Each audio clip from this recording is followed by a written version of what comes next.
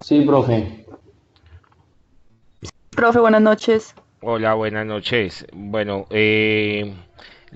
les informo entonces a todos que esta sesión va a ser grabada en este espacio, que todo lo que se comparte el día de hoy por el profesor Alexander, pues más adelante va a ser también compartido a través de las redes sociales de la Facultad de Ciencias de la Educación Sociales y Humanas.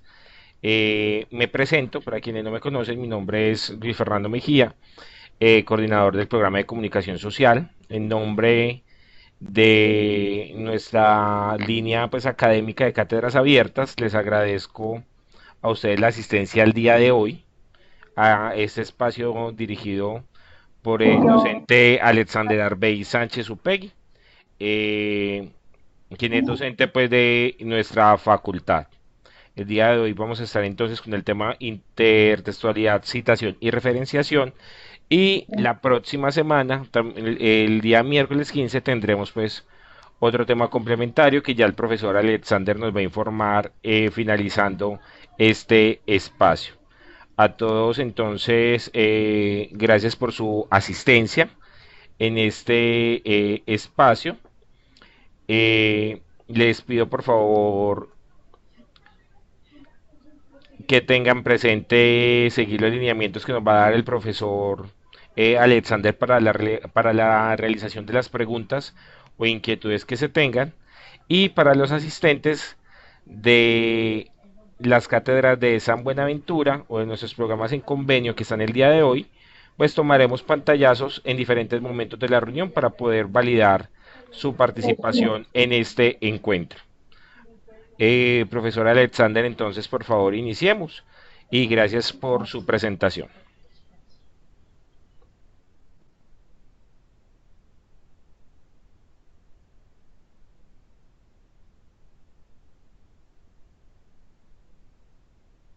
Muchas gracias, Luis. Un cordial saludo para todos y bienvenidos a esta charla sobre citación en estilo APA. Yo les envié dos documentos que constituyen el resumen en versión Word de esta presentación. Entonces, lo que yo voy a proyectar hoy en PowerPoint es básicamente lo que está en estos dos documentos. En este momento voy a proceder anexarles adicional la presentación también de hoy. Puede resultarles útil para sus trabajos académicos, eh, y la voy a presentar o la voy a juntar en versión PDF.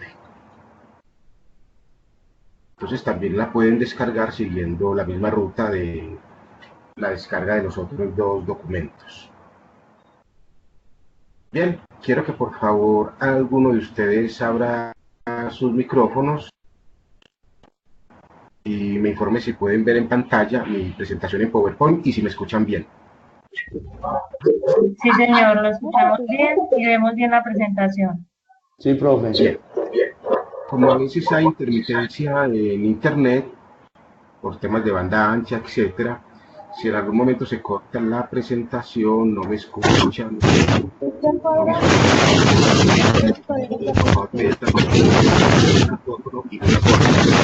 por el momento, todos los demás asistentes deben cerrar sus micrófonos para que no haya ese feedback o audio externo. Bien, como voy a hacer esta presentación en modo pantalla, pues no tengo forma de ver sus chats, sus comentarios, entonces frente a cualquier eventualidad inmediatamente me hacen la seña y Luis Fernando Quiroz tiene mi celular por si hay algo que de pronto no funciona bien. Bien, estas son recomendaciones de tipo procedimental. Bueno, comencemos entonces con nuestra presentación de hoy. Intertextualidad, citación y referenciación. Estos son tres términos que uno tiende a asumirlos como sinónimos y tienen cierto nivel de sinonimia, pero también podemos diferenciarlos. La intertextualidad es ese diálogo que se teje entre diferentes tipos de textos. Y aquí es muy importante hacer la siguiente aclaración con la citación. Cualquier tipo de cita, sea un parafraseo, sea una cita directa, bien sea breve o extensa, constituye un texto. Un texto o unos textos u otras voces. La metáfora de las voces múltiples es muy importante para aprender a citar bien. Son múltiples voces que yo convoco, que yo invito a mi texto. ¿A cuál texto? A mi ensayo, a mi informe de lectura, a mi marco teórico de mi tesis, de mi trabajo de grado, etc. Entonces yo como escritor académico, porque todos somos escritores académicos, nos la pasamos 5 años en la universidad escribiendo diferentes tipos de textos de carácter evaluativo. Luego en la maestría, en la especialización, en el doctorado hacemos lo mismo. Todo eso son textos, son voces que yo convoco para mi trabajo como tal. Y yo soy el director de orquesta que voy encauzando esas diferentes voces. Le voy entrando o dando la entrada a una de ellas, a otra le digo defíname este concepto, a otra le digo deme antecedentes históricos, usted plantea una discusión, y entonces se va armando un espectáculo comunicativo, un diálogo, pero yo, como escritor de mi trabajo académico, no puedo perder el control, ni ceder mi trabajo al de las otras voces. Las otras voces están allí para apoyarme, para ayudarme a argumentar. Entonces entendamos la citación no solamente como la aplicación de unas normas, bien sea APA y CONTE, Vancouver, Chicago, MLA, Vancouver, ISO, etc. ¿No? Entendamos la citación como una manera de generar intertextualidad, es decir, un texto o unos textos dentro de otro texto. ¿Por qué una cita? ¿Por qué una cita es un texto? Bueno, si nosotros partimos de la definición de texto, podemos decir lo siguiente: un texto es una unidad coherente de comunicación que realiza un propósito comunicativo. Entonces un texto es un libro, un texto es una introducción, un texto es un capítulo de libro, pero un texto también es una cita. Entonces trabajamos con textos dentro de los textos que producimos. Eso es la intertextualidad, la relación de copresencia entre dos o más textos. ¿Qué es la citación? La citación es la entrada que yo le doy a esas diversas voces. Y esa entrada yo lo hago de manera técnica siguiendo unas normas específicas, APA, CONTE, etc. ¿Y qué es la referenciación? La referenciación es el catálogo de fuentes documentales, lo que muchos de ustedes llaman bibliografía, que uno incluye a manera de listado, en este caso en normas APA, en estricto orden alfabético, al final del texto. Entonces miren que son tres conceptos que están realmente relacionados. Bueno, en este segundo pantallazo, ustedes pueden apreciar una imagen de la carátula del libro de manual de publicación de normas APA. Es un libro de aproximadamente 240 páginas y dos de sus capítulos tal vez se enfatizan o se enfocan en todo el tema de citación. Los otros capítulos dan recomendaciones sobre escritura académica. Esto que ven abajo es el blog, el sitio oficial de las normas APA. Es bueno que lo copien, lo tengan presente. Yo ya les envié la presentación porque allí ustedes pueden encontrar, por ejemplo, cómo se cita un Twitter. Ya los Twitter se citan. Eso no está incluido en esta versión del libro. Esta versión es del 2010, es la más reciente que hay. No hay ninguna versión del 2011, 12, 13, solamente 2010. Es probable que dentro de poco, no sabemos cuándo, salga una nueva versión, básicamente con ajustes a todo este tema de redes sociales y de interacción en ambientes virtuales. Bueno, entonces miremos, voy a presentarles como los casos más puntuales, más comunes en lo que tiene que ver con citación, referenciación. Hablemos de citas, nuestro tercer pantallazo. Las citas las entendemos como un fragmento textual que puede ser literal, es decir, breve o extenso, o adaptado, es decir, parafraseo, que se toma de una fuente y se incluye en el cuerpo del trabajo, en el texto que estamos escribiendo. La cita, bien sea literal o parafraseo, o cita indirecta, que es lo mismo, parafraseo y cita indirecta son lo mismo, debe ir acompañada de datos tales como autor, año de publicación y página. Fíjense, en el sistema de la APA, estos tres datos resultan ser fundamentales: autor, año de publicación y página. Estos tres datos son invariables, son necesarios en cualquier tipo de citación que hagamos. Muchas veces pensamos, no, como eso es un parafraseo, yo lo digo en mis propias palabras, entonces no tengo que dar datos de la fuente. No, siempre debemos atribuir la información. Claro, uno cuando comienza a escribir en el ámbito académico, sobre todo los estudiantes de pregrado, y bueno, uno mismo como estudiante pues, de posgrado, después de muchos años de estar desescolarizado, uno tiende a ser muy reproductor, muy repetitivo de lo que dicen otros.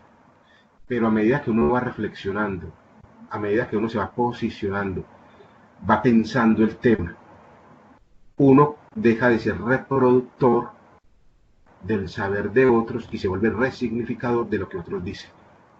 Eso es muy importante tenerlo presente en nuestra evolución en lo que tiene que ver con el desarrollo académico. Hay que decir, ya por último en este pantallazo, que también las imágenes, los gráficos y las tablas que yo tome o adapte de otros trabajos deben llevar citación. Es decir, esta parte, digamos, paratextual, gráfica, es una cita. Lo que pasa es que no es un enunciado, no es un segmento de texto, es una imagen, pero es una cita. Entonces se comporta de la misma manera que cuando citamos segmentos textuales como tal. Hablemos de los tipos de citas más comunes. Tenemos en primer lugar la cita directa. La cita directa es una cita que es literal, es decir, yo no le modifico absolutamente nada. ¿Cuándo debo yo utilizar citas directas? Cuando yo necesite absoluta precisión en lo que estoy diciendo y no quiero cambiar nada absolutamente de la información proveniente de la fuente original. Esa cita directa tiene dos variantes, puede ser breve o puede ser extensa. La cita breve es aquella que tiene hasta 39 unidades léxicas. Unidades léxicas o palabras, pero prefiero el término unidades léxicas porque esto incluye conjunciones, preposiciones, artículos, relativos, etc. Hasta 39. Si tu cita llega a tener 40 unidades léxicas, ya es extensa. Entonces, una cita directa extensa es aquella que tiene a partir de 40 unidades léxicas. ¿Hasta cuántas? Bueno, la literatura sobre esto no dice cuál es el límite, pero hay algo importante que todos debemos tener en cuenta. Si yo estoy escribiendo un texto y en mi texto yo incluyo por lo menos el 30% de la información proveniente de otro texto, ya eso se considera una duplicación. Así yo cite, obviamente no es un plagio, pero así yo cite, se considera una duplicación. Entonces hay que evitar incluir demasiada información de una fuente en el texto. Las citas por lo regular cuando son extensas son pequeños párrafos de 40, 50, 60 palabras, tal vez 80, pero luego viene una fuerte interpretación de parte mía. Es decir, yo le abro un contexto a esa cita directa, es decir, le abro espacio, la anuncio, la informo, contextualizo, luego inserto mi cita directa extensa y luego la explico, la interpreto. Es decir, no queda bien poner una cita detrás de otra, solamente unidas por marcadores o conectores discursivos, porque eso sería, como lo dicen algunos autores, una casa de citas o un castillo de citas. Se tiene que ver nuestra propia voz cuando citemos. Bueno, luego viene la cita indirecta o el parafraseo. Este tipo de cita es muy interesante porque me reta y me obliga a mí como autor de ese texto a interpretar el pensamiento, las palabras de otro autor sin tergiversarlo. Y me implica elaborar, pensar y poner en mis propias palabras lo que ese autor dice. Obviamente cuando uno cambia las palabras, algo se ha modificado, eso es cierto. Pero la idea es que no hagamos no hagamos que un autor diga lo que no ha dicho. Tenemos que ser fieles como a su pensamiento, pero obviamente aquí se abre un poco el terreno de la subjetividad. Bueno, y tenemos la cita de cita, que es como una cita de tercera mano, es decir, Gómez dijo que Pérez dijo y yo cito a los dos. Hay que tener cuidado con este tipo de citas, no deben ser muy abundantes en nuestros textos, ya vamos a ver más adelante algo sobre esto. Hay un asunto cuando uno trabaja citas indirectas o paráfrasis, entonces con frecuencia los docentes, los evaluadores le dicen a uno, mira, lo que pasa es que en tu texto no se sabe cuáles son tus planteamientos, tus ideas, cuáles son las de los autores citados, y parece que todo está mezclado de forma desordenada y no sabemos muy bien diferenciar lo uno de lo otro. Eso sucede mucho cuando utilizamos el parafraseo, porque el parafraseo pues es una interpretación de lo que dice un autor y obviamente pues no van comillas. Entonces yo les recomiendo estos 4 tips o 4 puntos para que nuestro parafraseo se diferencie de manera muy clara de otras citas y de nuestros propios planteamientos y a la vez esté articulado a lo que queremos comunicar.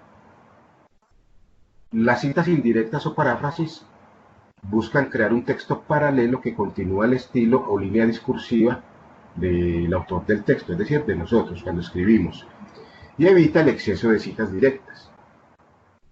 Aunque hay varias formas de presentar las paráfrasis, veamos estas 4 recomendaciones. Primero, en lo posible, usted trate de anunciarle al lector que va a venir una paráfrasis y utilice una expresión introductora. Ahí lo ven entre corchetes y señalado en rojo, EI. Este EI, expresión introductora, es una convención interna que es para nosotros. Esto no debe salir en el texto. Ese corchete con las 12 letras en mayúscula. Simplemente es para que nosotros sepamos que cuando viene una paráfrasis yo debo fabricar, yo debo diseñar una pequeña introducción de esa paráfrasis que va a venir, o expresión introductora. ¿Con qué propósito?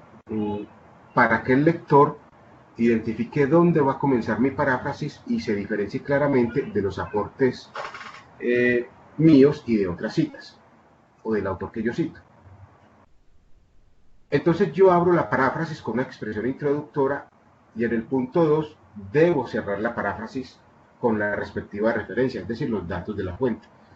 Cuando yo cierro, ya el lector sabe que hasta ahí llegó la paráfrasis y que ya viene otra cosa, viene una interpretación, luego viene otra cita, luego viene una definición, etc. Y 3, recuerden que la paráfrasis debe reproducir fielmente el sentido, no las palabras de lo que se cita. Esto es más o menos sinuoso, resbaladizo, porque cuando yo cambio términos estoy cambiando perspectivas.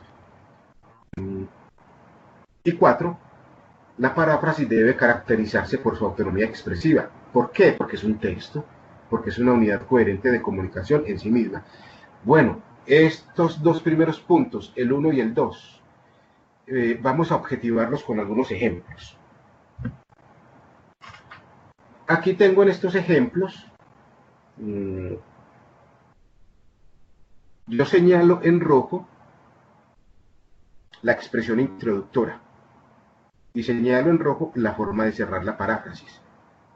Y señalo en azul algo que es muy importante en lo que se llama la expresión introductora de la paráfrasis. Señalo en azul el verbo que introduce la paráfrasis. Voy a dar unos segunditos para que visualmente identifiquen lo que les acabo de explicar y lean mentalmente las 2 citas y luego yo las voy a explicar.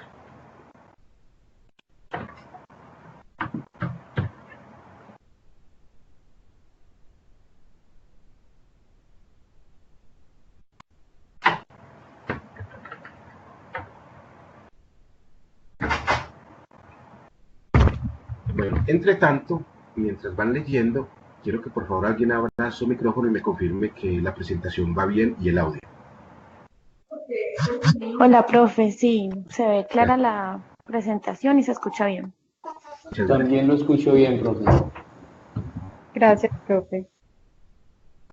Muy bien. Bueno, a mí me gusta mucho utilizar en estos ejemplos sobre citación pequeños fragmentos que hablen sobre la escritura. Es una forma de hacer meta reflexión sobre lo que nos concierne, producir significados.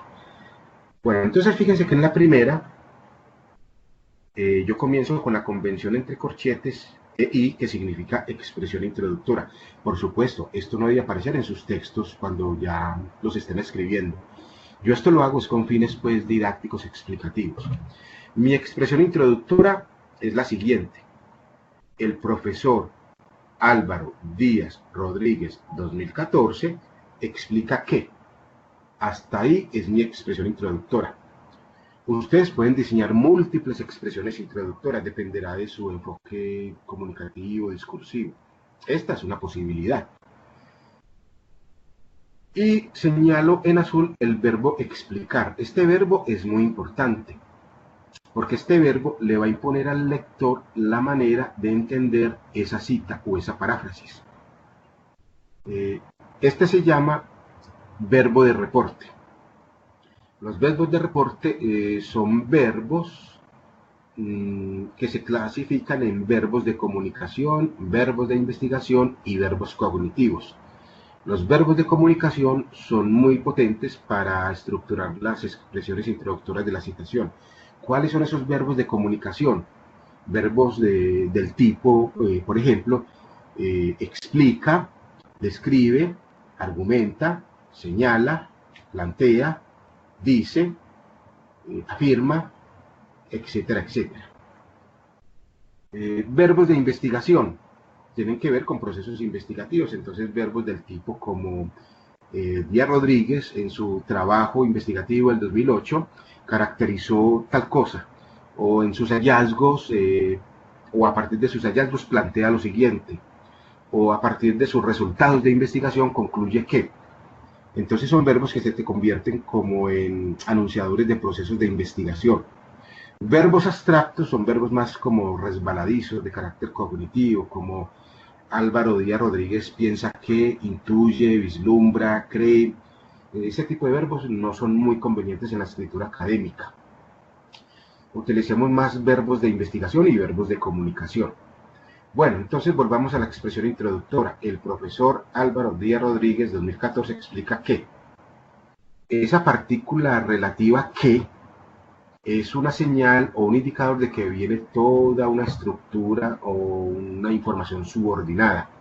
Y toda esa información subordinada es precisamente la paráfrasis, que están en letras negras. El ensayo tiene una amplia diversidad temática, retórica y formal, lo cual hace difícil ofrecer una definición única y sobre todo establecer pautas fijas en cuanto a su forma, extensión y orientación discursiva. Hasta ahí llega la paráfrasis y la cierro con la página.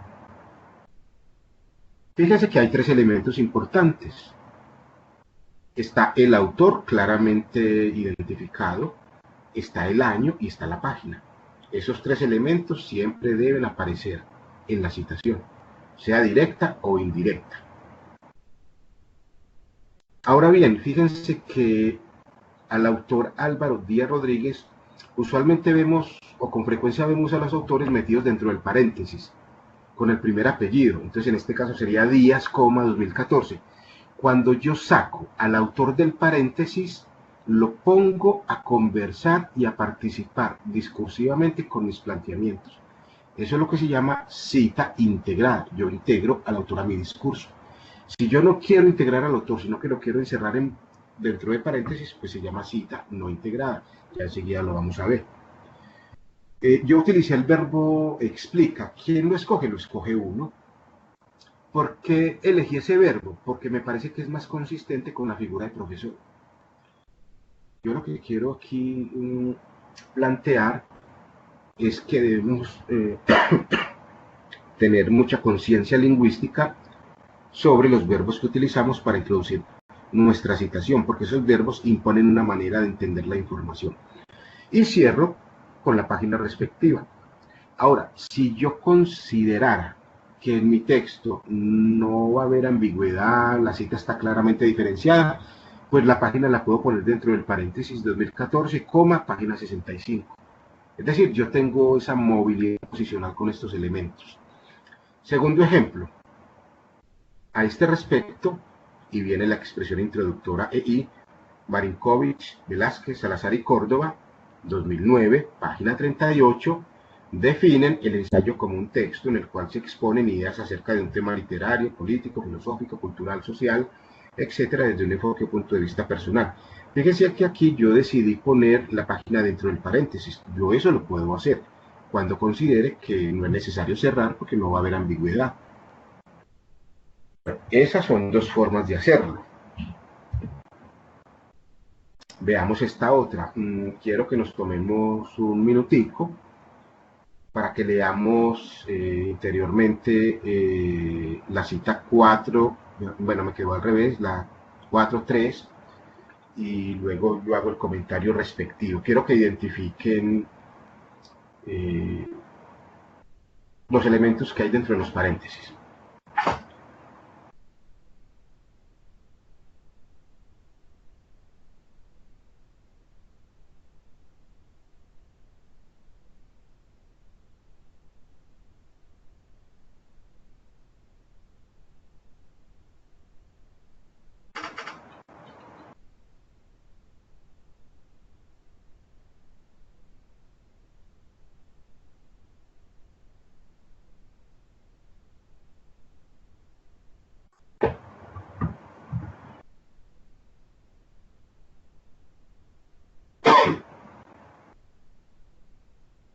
Muy bien.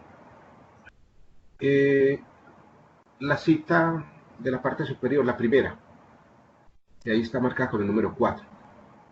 Voy a leerla. Los discursos no son únicamente lenguaje. Son maneras de comportarse, de interactuar, de valorar, de leer y de escribir. Son maneras de ser en el mundo. Son formas de vida. Constituyen identidades socialmente situadas. Son productos e historias personales, sociales e institucionales. Y dentro de paréntesis aparecen los 3 datos que siempre deben estar. Autor, año y página. En este caso el autor es Guy, que es el primer apellido. No deben aparecer nunca los 2 apellidos ni la inicial del nombre, solamente el primer apellido. 2008, coma, la P en minúscula siempre, punto, y el número de la página, cierro y punto. ¿Qué tipo de cita es esta? Esta es una paráfrasis en la cual el autor no está integrado. Aquí no hay expresión introductora, no existe. ¿Por qué no existe? Porque discursivamente uno puede tomar esa decisión, y yo lo que quiero transmitir aquí en esta pequeña cita es que lo que yo estoy diciendo sobre los discursos, sobre las maneras de ser en el mundo, eso de alguna manera proviene de Guy. Es decir, a mí no se me habría ocurrido escribirlo si no leo a este autor. No es exactamente una paráfrasis, está como a medio camino. Sí, el lenguaje es así, tiene escala de grises. Hay citas directas y hay parafraseos, pero hay tipos de citas que están como en la mitad. No son exactamente paráfrasis. Esta no es exactamente una paráfrasis, pero yo no habría podido escribir esto si no leo a este autor. Entonces yo lo que le estoy diciendo al lector es, mire, esto de alguna manera se relaciona con Guy, 2008, página 40. Esto se llama cita no integrada. Contrario a las citas que vimos anteriormente, los autores no participan, no hay expresión introductora y no hay verbo de reporte. Segundo ejemplo, el 3. La escritura es una forma de acción, un ejercicio del pensamiento y de creación que revela, transforma y construye la realidad. Y viene mi expresión introductora. Como lo señala Beisserman, y miren el verbo principal, señalar, la alfabetización es tal y tal y tal cosa. Y la cierro con algo muy extraño que aparece aquí. Las iniciales de la palabra párrafo, párrafo 3. ¿Cuándo debo yo utilizar estas iniciales de párrafo? Efectivamente, cuando yo esté leyendo a una fuente y por alguna razón el documento que estoy leyendo no está paginado, no tiene paginación, o es un documento o una información que aparece directamente en la pantalla en un sitio web y por supuesto ahí no está el concepto de página. Entonces yo debo contar los párrafos en los cuales está exactamente esa información. En este caso eso proviene del párrafo 3. Esta es la manera de presentarlo. En minúscula, tilde en la A y doble E. Nos dice la APA en la parte final que al citar Siempre indique en el texto el autor, el año y la página específica de la cita. En caso de material no numerado, es decir, no paginado, anote el número del párrafo. Esto sucede mucho en derecho. En algunas sentencias no hay paginación. Bueno, aquí vienen más ejemplos. Miremos este quinto ejemplo. En relación con la dimensión de la interacción social, Elena Calzamiglia, Blanford y Amparo Tucson Valls, 2008, en su libro Las cosas del decir, se refieren, ahí está el verbo principal. Fíjense que esta es un tipo de cita que es indirecta, es decir, es un parafraseo y está integrada. Es decir, estas autoras participan. Contrario a lo que acabamos de ver de Guy no participa, está encerrado dentro de paréntesis y llevado al final de la información. Fíjense que cuando yo planteo citas integradas, yo puedo dar los nombres de los autores, puedo decir el investigador de fenómenos sociales o investigador en violencia intrafamiliar de la universidad tal, investigador sobre tal cosa, y puedo dar el nombre del libro o de su trabajo. Yo eso lo puedo hacer, tengo esa libertad discursiva cuando son citas integradas.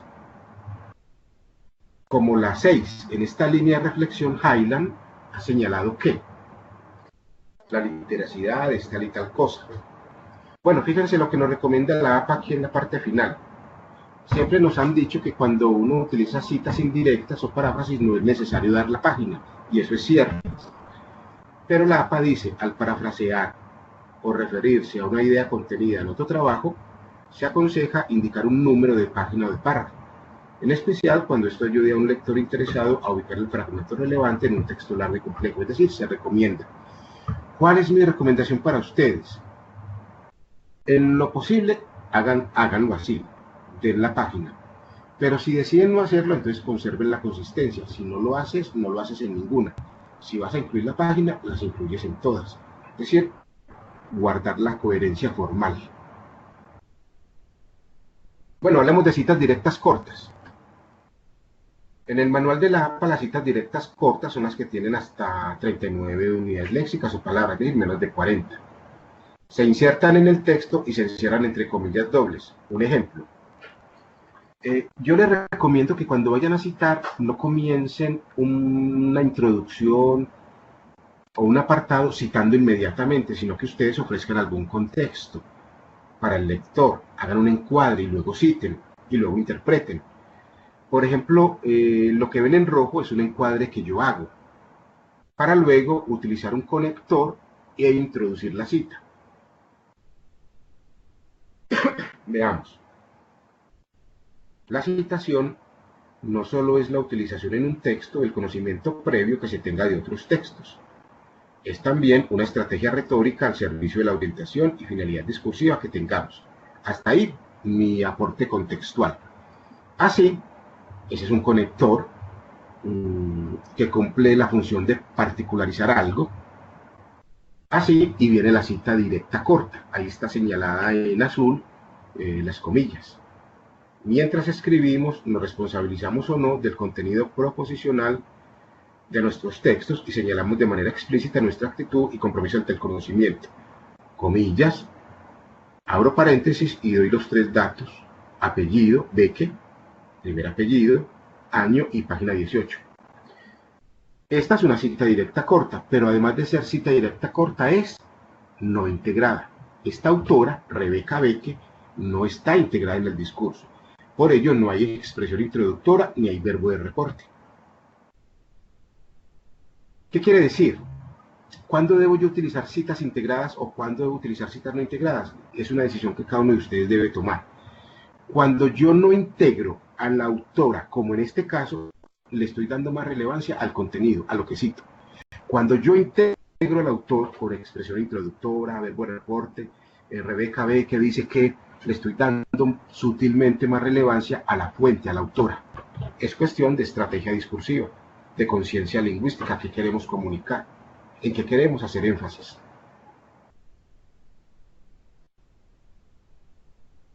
Este otro fenómeno es muy interesante en las normas APA. Les he comentado que hay tres datos que son invariables, importantes, que siempre deben aparecer en la citación. Primer apellido, año y página. Resulta que estos tres elementos yo los puedo, digamos, disgregar por el texto, los puedo separar, dependiendo de mi intención comunicativa. Estas tres citas que ven acá en viñetas, es la misma cita, solo que yo he movido posicionalmente los tres datos, primer apellido, año y página. Como ven, en la primera paráfrasis, en la primera cita, vamos a leerla. En general, se asume que la escritura académica y científica es una habilidad básica que se logra durante la formación universitaria. Ese es como un pequeño contexto, y luego viene un conector. Sin embargo, ese es un conector contraargumentativo, adversativo, y viene la cita directa corta, que ahí ven las comillas en rojo. Y se cierra con los datos de la fuente, primer apellido, año y página.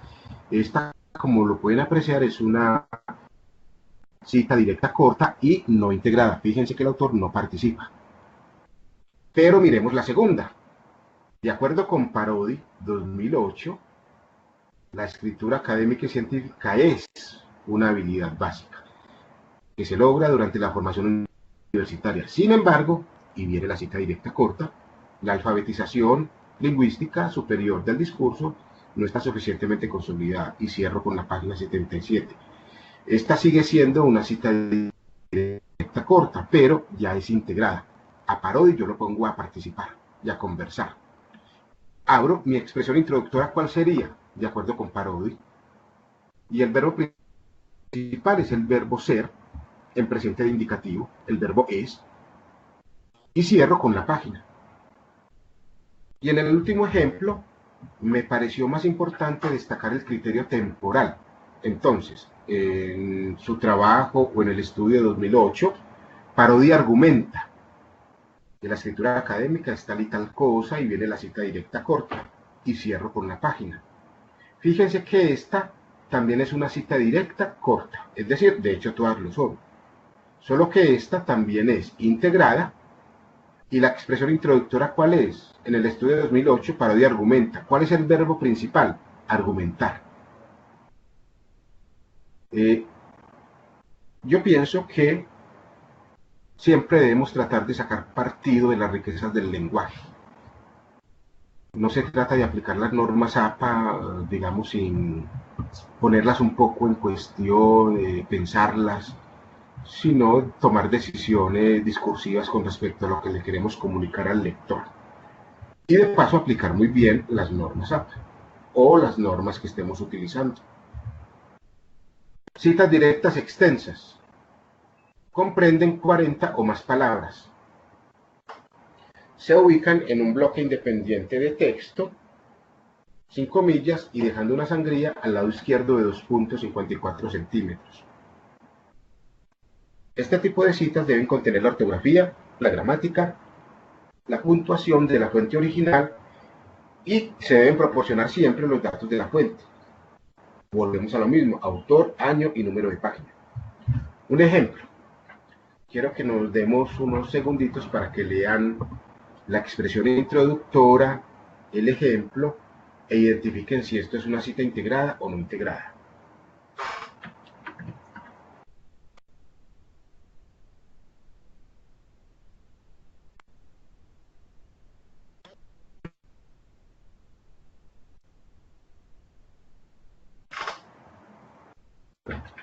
Bueno,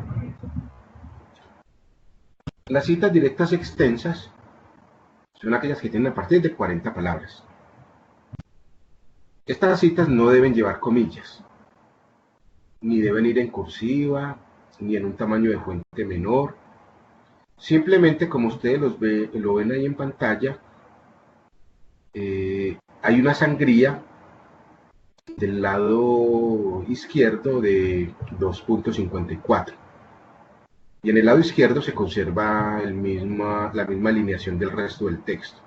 Va en el mismo tamaño. Fíjense que aquí lo que se rompe es la continuidad gráfica. No veo la sangría que me dice.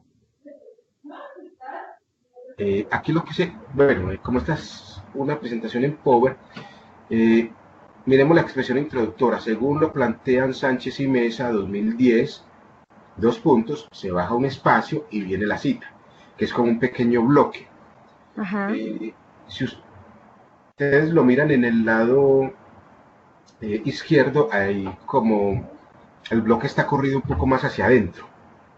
Ese bloque debe ser de 2.54 centímetros. Como esta es una presentación en PowerPoint, pues no se alcanza a apreciar totalmente esa dimensión, pero de 2.54. Y en el margen derecho debe conservar la misma alineación que el resto del texto.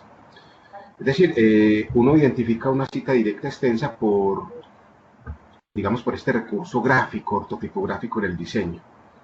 Por eso no lleva comillas. Entonces, fíjense, según lo plantean Sánchez y Mesa, las revistas científicas son tal y tal cosa. Noten ustedes que la continuidad sintáctica no se rompe.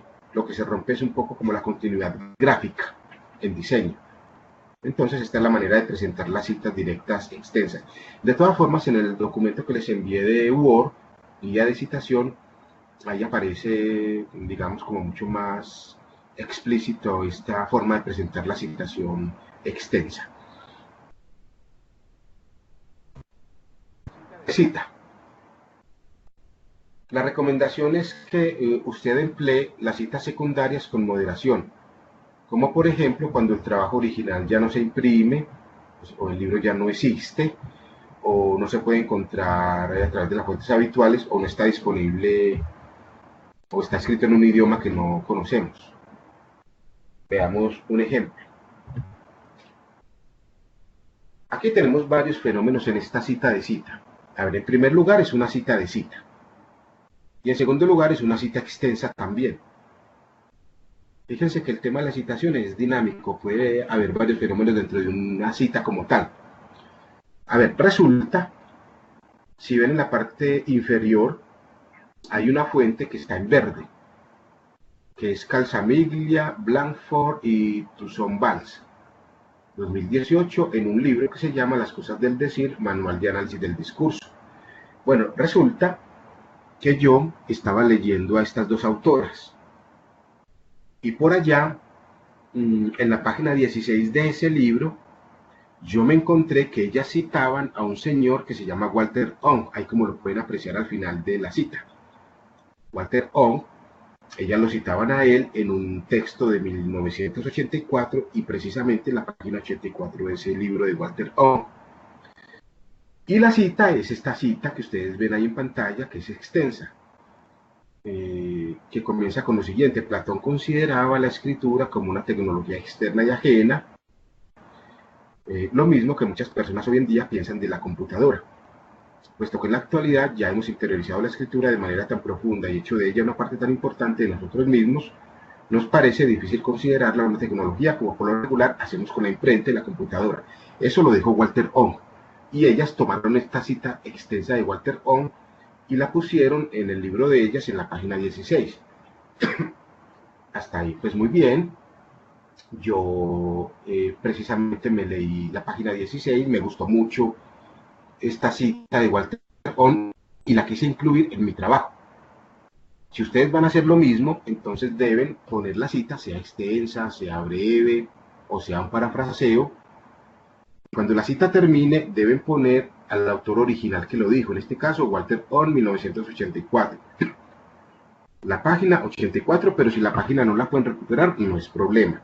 Pero inmediatamente ustedes deben indicar cómo se citó en Calzamiglia y Toussaint 2008 en la página 16. Con esto ustedes le están diciendo al lector: mire, yo no me leí directamente a Walter Ong, me lo encontré dentro del texto de estas autoras.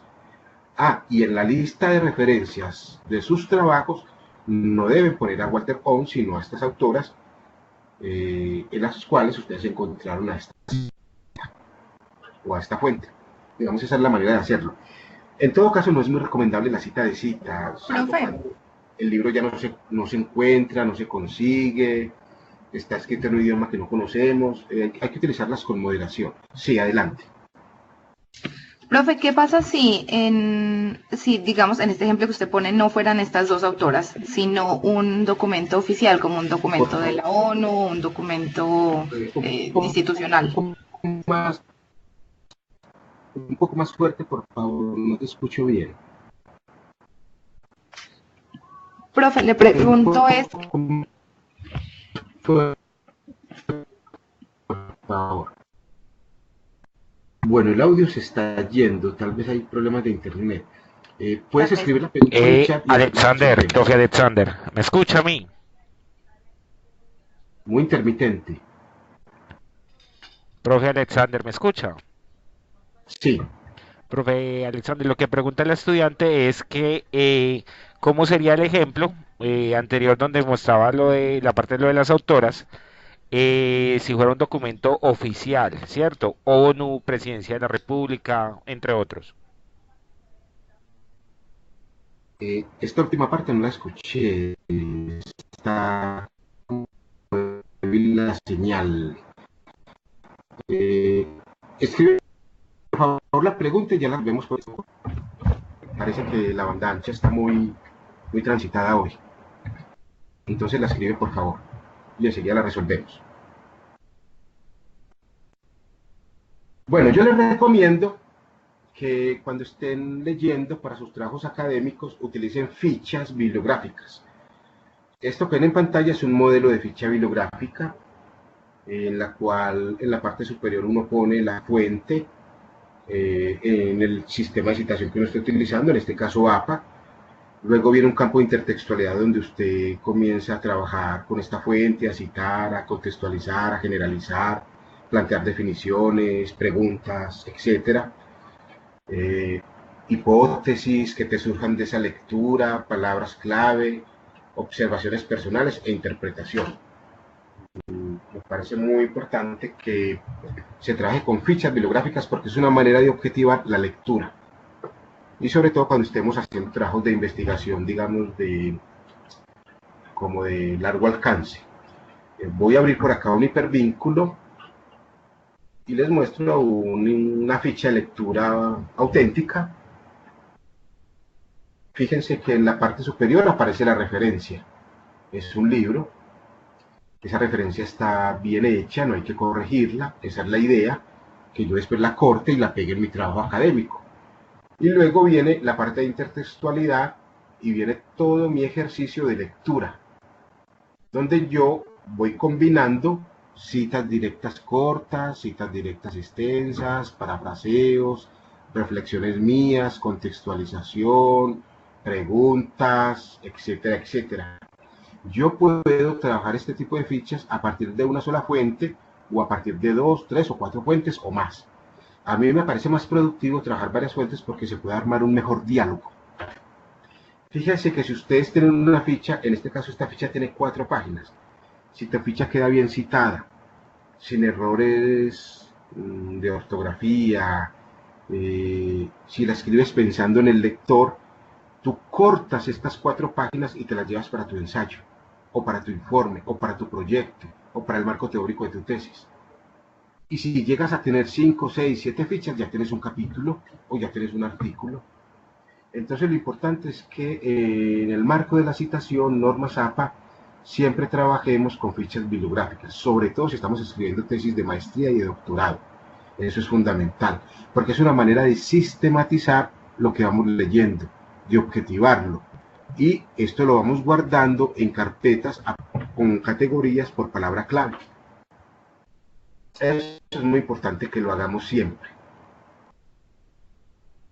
Bien, después de este ejemplo, veamos unos detallitos de citación. Por ejemplo, cuando un trabajo tiene múltiples autores, vamos a mirarlo más concretamente en esta tablita. Yo ya les envié este archivo en PDF, ahí lo pueden consultar. Yo les digo una cosa, uno no se tiene que aprender las normas APA, eso no tiene ese no es nuestro propósito. Nuestro propósito es pensar con la escritura y con la lectura. Si necesitamos resolver algo en normas APA, vayamos a la guía y lo buscamos. Obviamente, uno de tanto ir citando, manejando fichas, escribiendo, uno va interiorizando todas estas esquemas de citación.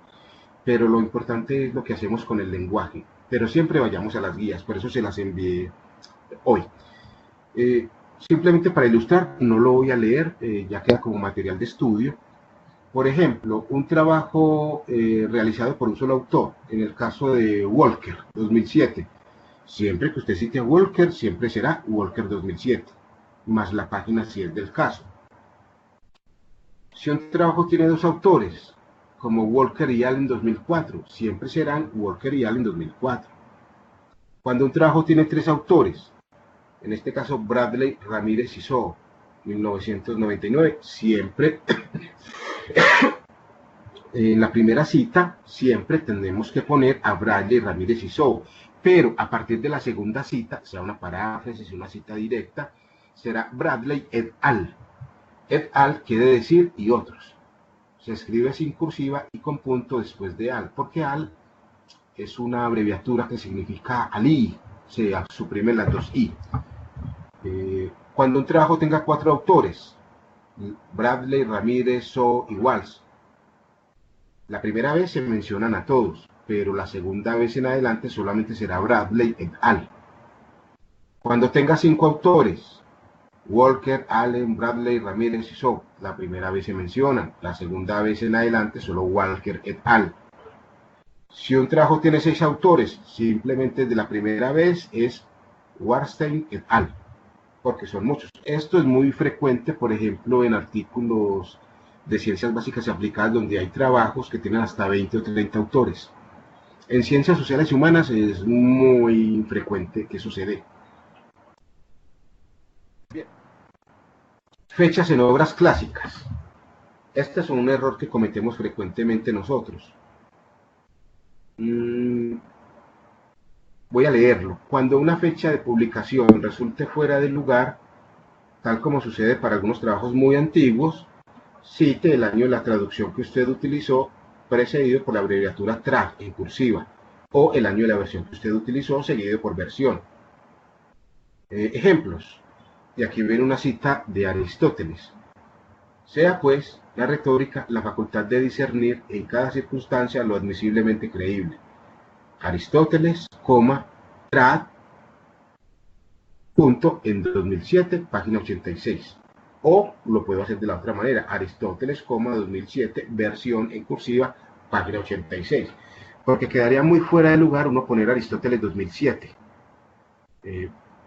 Bueno, puede ser que alguien se llame Aristóteles y haya publicado algo en 2007, no lo sabemos. Pero siempre hay que poner, porque además los textos de estos autores clásicos siempre son textos reconstituidos, que se han transformado, perdido, transcrito a lo largo de la historia. Entonces siempre hay que poner el año de la traducción. Si yo pongo Nietzsche 1874, pues lo que le estoy diciendo al lector es que efectivamente yo me leí un libro de Nietzsche publicado en el 1874, lo cual resultaría improbable. Si tal libro está, puede que esté en un museo. Entonces hay que tener cuidado con eso, fechas fuera de lugar.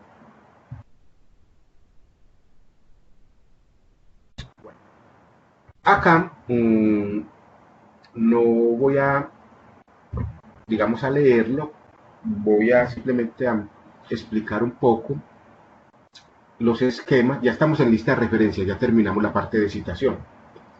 Esta es una propuesta que yo les presento sobre diferentes esquemas para la lista de referencias.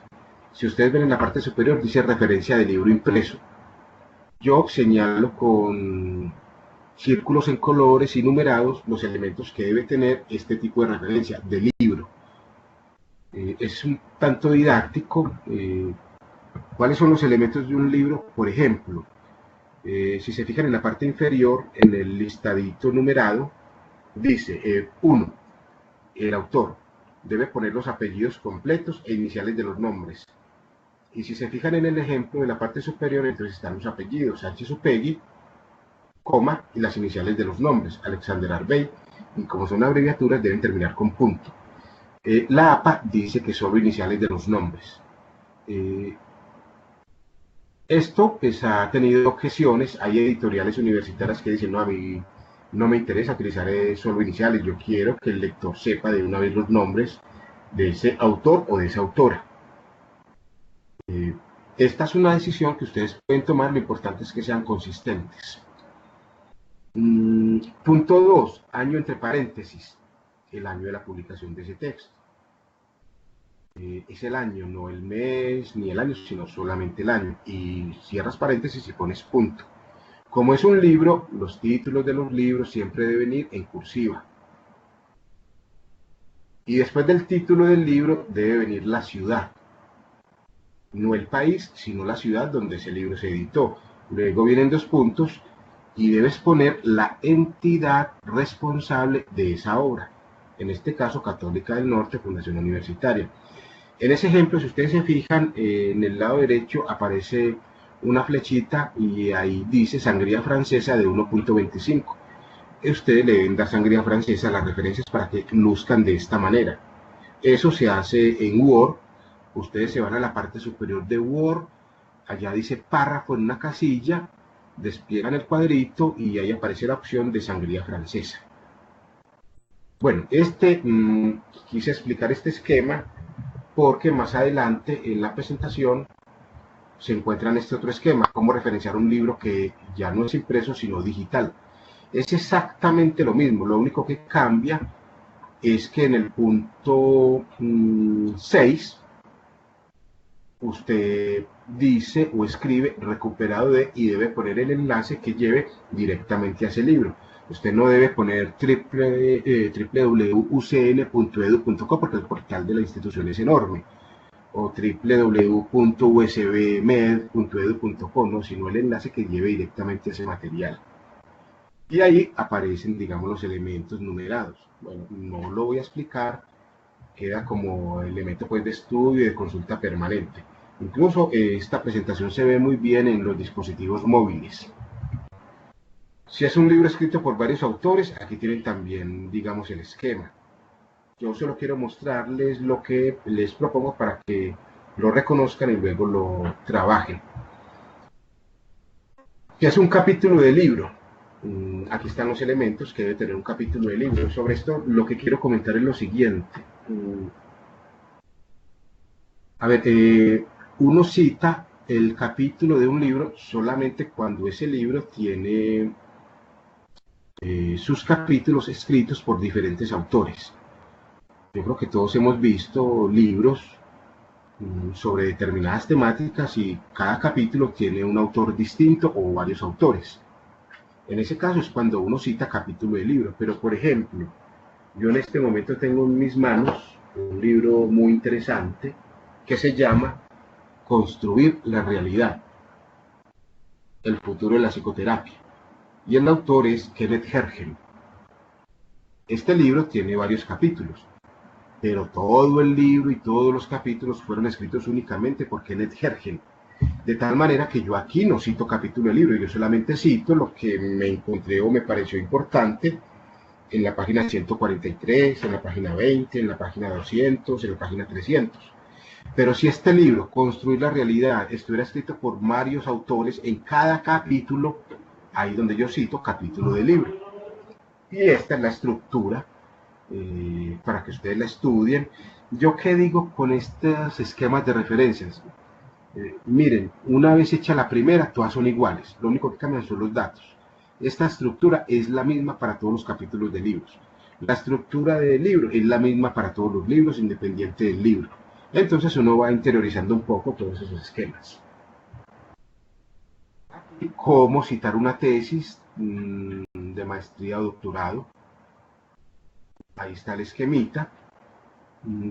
Es muy similar al del libro, solo que en la parte final cambian algunos datos como tesis de maestría y se debe indicar la universidad y la ciudad. Cómo referenciar o poner la referencia de un artículo de una revista científica, que es lo que más trabajamos nosotros digamos, en posgrados. Básicamente, pues están los datos, la revista en cursiva. Si ustedes se fijan en el punto 5, debe ir el volumen en cursiva, ahí ven el volumen, el volumen 12, va en cursiva e inmediatamente pegado, sin ningún espacio, un paréntesis. Y dentro de paréntesis el número de esa revista, se cierra, y luego siguen las páginas, 101, 126, y no se pone ninguna abreviatura de página. Bueno, son pequeños tipsitos para que los tengan en cuenta. También cuando un artículo está publicado por varios autores, un artículo de periódico, una ponencia de un congreso, un simposio, un evento académico. Cada tipo de evento, de formato o de soporte tienen datos comunes, pero a la vez hay datos que son propios de cada situación comunicativa. Eso es importante tenerlo en cuenta. Bueno, yo como referencia un documento que está en internet, es decir, un texto que está colgado por allá en algún sitio web, no en una revista, ni es un libro, sino un texto que me encontré en una página web. Aquí están los elementos para que los identifiquen, los repasen luego.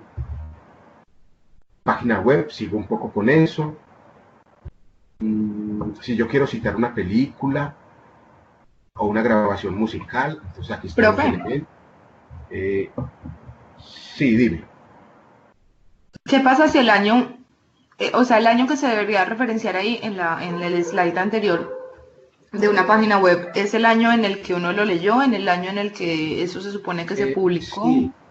Sí, eso, gracias por la pregunta, muy bien. Eso sucede mucho en sitios web, en páginas web, que no son, digamos, como muy institucionalizadas, sino que son como especie de blogs o sitios web personales de profesores, etcétera, o de expertos en ciertos temas. Casi siempre al final de esa página web aparece la fecha de actualización. Entonces dice actualizada en marzo del 2019. Pero el artículo que estoy leyendo a mí no me queda claro si es de marzo de 2019 o es un artículo de este mes, mayo de 2019, o será de otro año. Si yo eso no lo puedo comprobar, no queda claro, esa fecha yo no la debo poner porque usualmente es la fecha del que administra la página web, que está subiendo contenidos, pero yo debo buscar el año exacto de la publicación de ese texto que estoy leyendo en esa página. Si ese año no aparece, si no es claramente identificable, lo que yo debo poner en el paréntesis en vez de año son las iniciales de sin fecha. Una S minúscula, un punto, una F minúscula y un punto. Y cierro paréntesis. Con eso yo le estoy diciendo al lector, mire, este texto no tiene una fecha clara o no tiene fecha. No es que sea una omisión mía no haberlo puesto, sino que no tiene fecha. Entonces esa es la manera de hacerlo. Yo siempre recomiendo que si un sitio web o un texto no tiene todos sus metadatos, no está claramente identificable, busquemos otra fuente. Porque eso le va a dar más consistencia a nuestro trabajo. Sobre todo si se trata de una tesis de maestría, de doctorado, de una investigación. Si es un trabajo, digamos, de actualización temática, si es un ensayo, pues digamos que uno podría tener un poco más como de apertura en ese sentido. Pero si buscas un texto que no es claro, es mejor. Por eso se recomienda siempre recurrir a bases de datos académicas, porque allí todos los datos siempre van a estar disponibles. Claro, aquí hay una excepción. Por ejemplo, sobre todo los educadores o las personas de las áreas administrativas, contables, que buscan muchos documentos del Ministerio de Educación, y hay documentos confiables del Ministerio de Educación alojados en la página del MEN, pero que por impericia de los editores pues no les pusieron año, no los paginaron, pero yo sé que es un documento confiable y es muy importante para mi trabajo, vale citarlo, vale decir sin año, vale decir sin página, pero porque sé que es un documento altamente confiable, ¿sí? Esas serían como las excepciones. Bien. Películas. Yo también puedo citar, por ejemplo, un video de YouTube, una conferencia de un profesor que fue a la universidad tal y grabaron el video y lo subieron a internet, a YouTube. Yo eso lo puedo citar. Obviamente cuando yo cite ese video, a veces hay la duda de si yo debo poner en la cita, o sea, dentro del texto, el minuto y el segundo preciso de la grabación. No, eso no se debe poner. Yo lo que debo poner en la cita es, por ejemplo, Gómez 2015. Claro, el lector con esos dos datos no va a saber si eso es un video, si es una revista, si es un libro. Pero yo, recuerden, en la expresión introductora yo puedo decir eso. Yo puedo decir, el profesor Álvaro Díaz Rodríguez, en una conferencia dictada en mayo de 2019 en la Universidad de San Buenaventura, seccional Medellín, y publicado en el canal YouTube, dijo lo siguiente. Entonces ya el lector, es una conferencia, cuenta la universidad, y está en YouTube además. Con eso ya le doy las pistas al lector. Por eso son muy importantes las expresiones introductoras y las citas no integradas. Perdón, las citas integradas, para poder jugar discursivamente con eso. Bueno, normas jurídicas que a veces nos dan un poco de dificultad. Recuerden, las normas APA son las normas de la Asociación Americana de Psicólogos. Ellos no contemplan cómo citar sentencias en Colombia, leyes de Colombia, decretos y documentos COMPES. Eso no existe en ese libro. El manual de la APA lo que tiene es un libro paralelo que se llama el Blue Book, que es un libro, el libro azul, que es un libro dedicado a cómo citar materiales legales. Y lo hacen en el propio estilo anglosajón de ellos. Aquí lo que se hace en Colombia es hacer una adaptación de normas APA a materiales jurídicos. Cómo citar una sentencia, una ley, un decreto, un documento COMPES, tratando de seguir la misma estructura entre paréntesis, autor, año y página. Y recurriendo a citas integradas para decir la sentencia del magistrado Pinilla en relación con tal y tal cosa en el 2019, y luego viene la cita.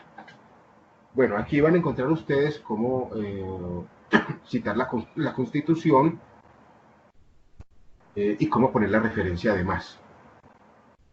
Cómo trabajar normas jurídicas, leyes, decretos, tanto en la cita como en la referencia.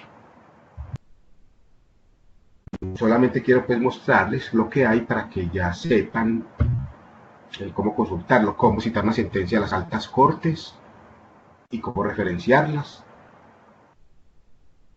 Un código, como ven, el código de policía, por ejemplo, el código de procedimiento penal. Aquí hay más sobre leyes, sentencias. Con eso entonces, con este panorama, me dan un segundo, ya finalizo la parte expositiva. La invitación es a que estudien estos materiales a la hora de estar en la labor de escritura, de realizar fichas. Se ve bien esta presentación en los dispositivos móviles. Profe, buenas noches. Y bueno, ahora haremos una sección de unos minuticos de diálogo, entonces sí, adelante. ¿Usted va a enviar la grabación de esta clase? Es que tengo muy mal la red de internet y no hubo trámites que no alcancé a escuchar. Sí, el profesor Luis Fernando la grabó. Ya él entonces les va a compartir posteriormente el enlace. Y digamos, todo lo que hemos conversado también lo pueden seguir en el PowerPoint que convertí en PDF porque es menos pesado, y lo puedes descargar de la parte inferior donde está el icono de la pantalla. Bueno, Luis Fernando nos dice que la grabación será compartida a través de las redes sociales de la Facultad de Ciencias de la Educación Sociales y Humanas. Y ahí está el enlace. Bueno, y lo que me decía ahorita, ¿dónde es que está? Bueno, mire, la parte inferior de su pantalla hay un icono de una pantallita. Sí, señor. Le da clic y en la parte final dice, voy a desplegarlo, administrar contenido. Si ves, está señaladito en azul. Sí. Le das clic y ahí puedes descargar todos los documentos de esta presentación. Es bueno que lo haga antes de que cerremos la sesión. Listo, Y profe. para los demás también. Muy bien. Profesor, una pregunta. Profe, Nosotros teníamos para el 30 de mayo una charla de normas APAS. ¿Es esta u otra diferente? Los que estamos en No, cohorte 5. bueno, no tengo conocimiento de otra charla. No sé qué Profesor, propósito. perdón. Para los estudiantes de la Universidad San Buenaventura, ustedes les enviaron un calendario con el cronograma de las clases, ¿cierto? De las charlas que van a tener y todas son como complementarias, ¿cierto? La universidad, tanto con la San Buenaventura, busca diferentes ponentes en diversos temas para complementar como todo el proceso. Entonces ya allí es un tema completamente diferente abordado también desde las normas APA.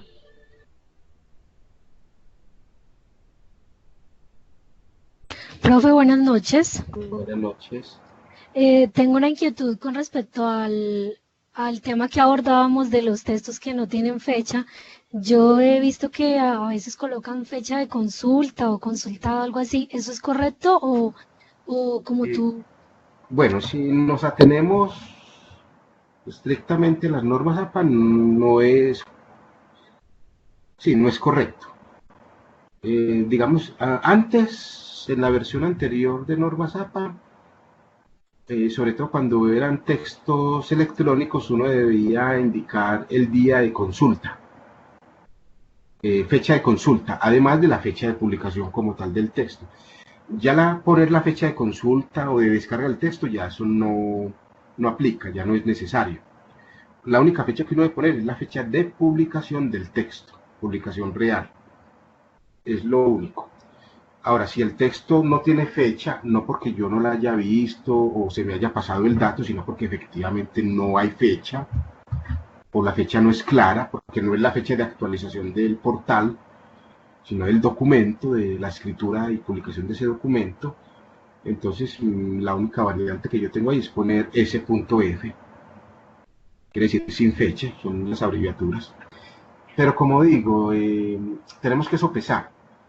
Si yo sé que el texto es confiable y que realmente no tiene fecha porque fue una impericia del editor o una omisión, pues lo puedo utilizar. Pero si veo que es un documento que yo lo puedo reemplazar por otro que tenga todos sus datos, es lo mejor. Muchas gracias, profe. Perfecto. Con mucho gusto. Profe, Sí, dime. gracias. Ahora sí le repito la pregunta que había quedado como un poquito en el aire, que nos estaba oyendo hace un rato.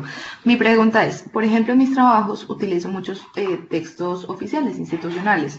Textos Y esos judiciales. textos institucionales, como Institucionales. de la ONU, en general el gobierno nacional y en fin. Sí. Y esos textos suelen citar, digamos, otros documentos diagnósticos de otros autores. Entonces, esa cita dentro de cita, cuando el documento no viene de un autor que leyó a otro, sino de un documento oficial que cita a otro, ¿cómo se haría? No, el mismo procedimiento es cita de cita. Ya sea que el documento institucional cite otro documento institucional, o sea, o que un autor como persona cite un documento institucional, es el mismo esquema, solo se adaptan los datos. No sé, por ejemplo, a ver si te entiendo bien la pregunta, si yo estoy leyendo un documento COMPES, y en ese documento COMPES se cita una ley del Ministerio del Medio Ambiente o de MINTIC, queda como cita de cita, solo que no son autores, es decir, son autores corporativos, no son, digamos, no son personas que firmen el documento, autores académicos, sino que son corporativos. El esquema es el mismo, solo que cambian los datos. Listo, entendido. No necesariamente tiene que ver el autor de ese documento institucional, sino simplemente el nombre del documento.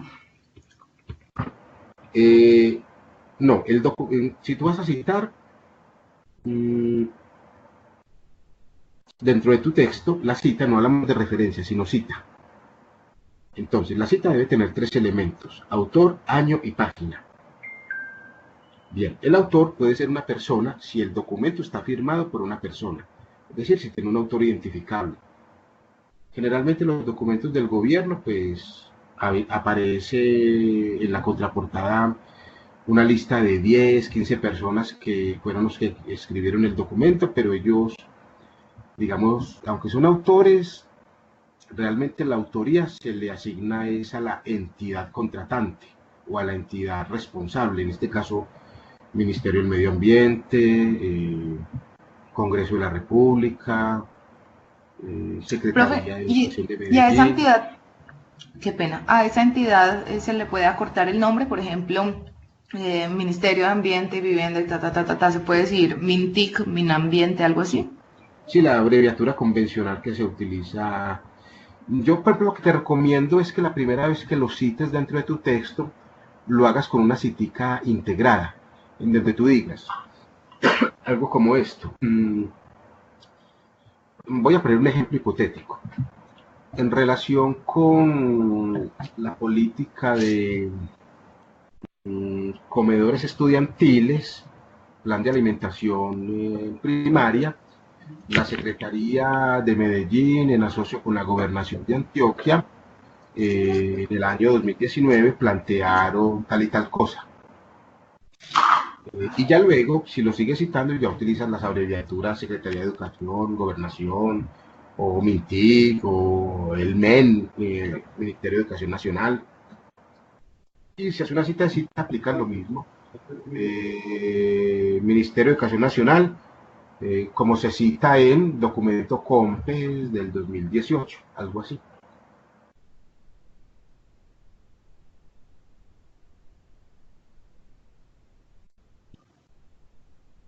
Bueno, la pregunta acá disponible o descargado de, bueno, si nos atenemos exactamente a material, a la norma ZAPA, es recuperado de, y la preposición de nos lleva a 2 puntos en este caso. Es decir, uno como autor de su texto, uno puede hacer variantes. Lo que pasa es que si el evaluador con una que tú estés muy apegado al manual de la APA, te revisa, te va a decir, no pongas descargado de ni disponible en. La norma dice recuperado de. Básicamente es eso. Claro, hay que tener en cuenta lo siguiente. Yo, por ejemplo, conozco algunas editoriales universitarias de la ciudad que utilizan normas APA para la publicación de los libros de los profesores, de los investigadores, pero le hacen adaptaciones a la norma APA. Eso se puede hacer, claro que sí, pero son decisiones editoriales. Por ejemplo, yo les decía ahora, la cita directa extensa solamente lleva una sangría en bloque al lado izquierdo de 2.54 centímetros. Y al lado derecho va normal, alineado con el resto del texto, no va en cursiva, va en el mismo tamaño. Y muchos de ustedes seguramente han visto libros, leído libros en donde esas citas directas van en un bloque al lado y lado, en un tamaño de letra menor. Claro, son decisiones editoriales. Pero si estamos haciendo trabajos académicos con aplicación de normas APA, pues sí, esta es la convención que deberíamos pues seguir. A no ser que queramos llegar a negociaciones con el asesor, con el evaluador y decirle, mire, yo lo quiero aplicar de esta manera, por esta y esta razón. De todas formas, pues sí, a uno como profesor le queda como, a mí me da cierta resistencia pues hablar tanto de normas, pero es más o menos lo que se espera pues en este contexto de citación.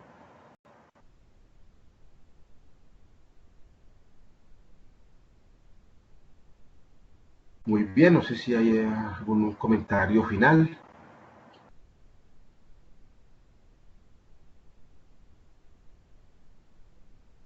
Bueno, yo les recomiendo, voy a dar unos 2 minutos para que vayan descargando los documentos si no los han descargado y para que copien el enlace que nos acaba de enviar el profesor Luis Fernando Sierra, Luis Fernando Mejía Quirós, para la descarga pues de la grabación. Acá está.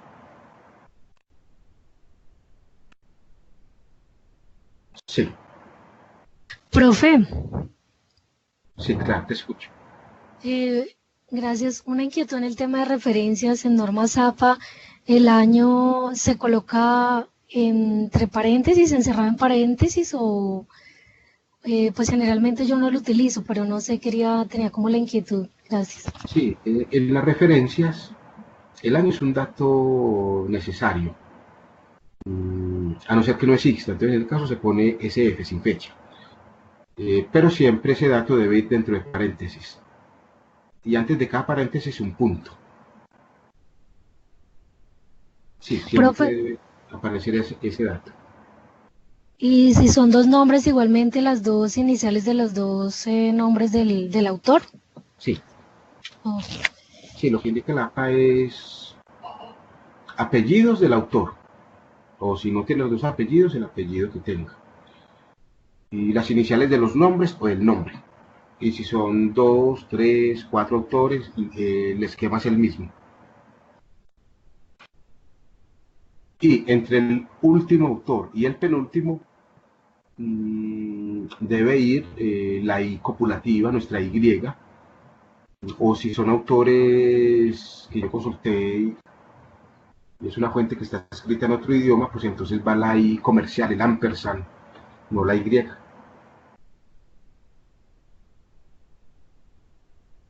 Perfecto, profe, gracias. Bueno, muy bien. Dejo entonces al profesor Luis Fernando. Ok, profesor. Y muchas gracias. Ok, profesor Alexander, a usted muchísimas gracias por este compartir de experiencias a través de este espacio de las normas APA, ¿cierto? En el historial del chat podrán encontrar el registro de asistencia para los estudiantes que hacen parte de nuestros convenios académicos con la Universidad San Buenaventura. En el chat entonces está este proceso para que puedan registrar su participación. A ustedes entonces, señores estudiantes, muchísimas gracias. En el transcurso aproximadamente de 24 a 36 horas aproximado se estará compartiendo la grabación a través de las redes sociales de la facultad. A ustedes entonces muchísimas gracias. Siendo las 8:56 de la noche de hoy, 8 de mayo, damos entonces cierre a este encuentro en la modalidad de cátedra abierta. Los esperamos entonces para el próximo 15 de mayo, donde estará también el docente Alexander compartiendo una temática complementaria en la parte escrita. A ustedes entonces un feliz descanso, que tengan